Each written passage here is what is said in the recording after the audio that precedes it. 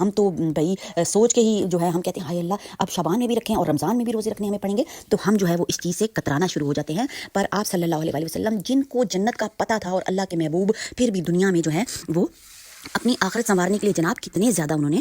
کام کیے ہیں، اچھے کام، تو وہ روزے رکھتے تھے، یہاں تک کہ صحابہ کو یوں محسوس ہوتا تھا کہ شاید پورا مہینہ ہی روزے سے گزار دیں گے۔ یہ مہینہ ہمیں یاد دلاتا ہے کہ جیسے رجب خاموشی سے ویورز گزر گیا اور پتہ بھی نہیں چلا، ویسے ہی ہماری زندگی بھی جناب گزر رہی ہے، نہ ہمارے دلوں میں احساس ہے، نہ سانسوں کی گنتی۔ شعبان جو ہے، شعبان المعظم ہمیں جھنجھوڑ کر کہتا ہے رمضان آنے والا ہے، کیا تم تیار ہو؟ تو شعبان کا مہینہ دلوں کی صفائی کا مہینہ ہے جناب، تو ہم نے کیا کرنا ہے، اپنے دل کو صاف کرنا ہے اور ممکن حد تک جو ہے وہ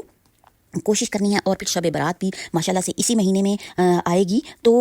کیا ہے نا، بس تیاری کرنی ہے۔ یہ مہینہ ہمیں دعوت دیتا ہے کہ اپنے گناہوں سے توبہ کریں، دل کو صاف کریں، نماز، دعا اور ذکر کی عادت ڈالیں، رمضان سے پہلے خود کو بدلیں۔ دراصل ویورز شعبان جو ہے نا وہ جناب رمضان کی ایک طرح سے ٹریننگ کا مہینہ ہے کہ ہماری جو ہے وہ ہم پریپ ٹریننگ جو ہے وہ کر رہے ہوتے ہیں۔ تو جو شعبان کو سنوار لے اس کا رمضان بھی خود بخود سنور جاتا ہے، بس کوشش کے ذریعے سے سب کچھ ہوتا ہے۔ تو اگر نہیں کیا آپ لوگوں نے تو کوئی مسئلہ نہیں ہے، اللہ میاں بھی کہتے ہیں کہ جو ہو گیا